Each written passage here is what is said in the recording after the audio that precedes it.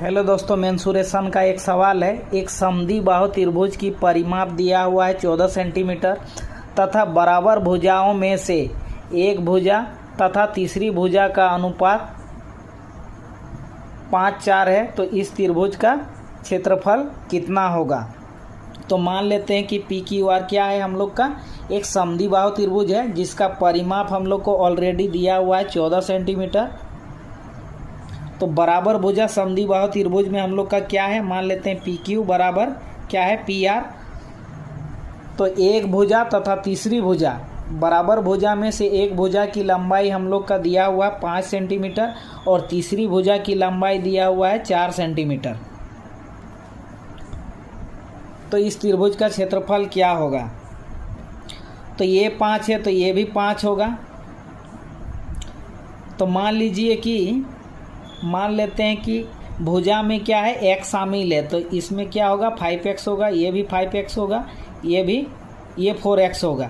तो तीनों को जोड़ेंगे तो हम लोग का परिमाप निकल जाएगा। तो परिमाप हम लोग का दिया हुआ है 14 सेंटीमीटर। तो तीनों को जोड़ेंगे तो ये 5 5 10 4 14, x जो है इस 14 के बराबर होगा। तो x का मान क्या आएगा हम लोग का, x का मान 1 मिलेगा। तो 1 से मल्टीप्लाई यदि इसमें भुजा में करेंगे तो नई भुजा हम लोग को क्या मिलेगा, 5 5 और 4।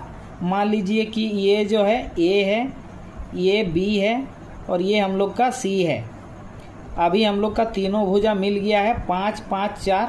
तो इसमें हम लोग क्या करेंगे, हीरोन का फॉर्मूला लगाएंगे। जब भी त्रिभुज में 3 भुजा दी हुई हो तो हम लोग हीरोन का फॉर्मूला लगाएंगे एरिया निकालने के लिए। तो चलिए एरिया निकालते हैं। a बराबर 5 है, b बराबर 5 है और c बराबर क्या है, 4। ये क्या है, सेंटीमीटर में है। तो हम लोग सबसे पहले एरिया निकालने से पहले त्रिभुज का अर्ध परिमाप निकालेंगे।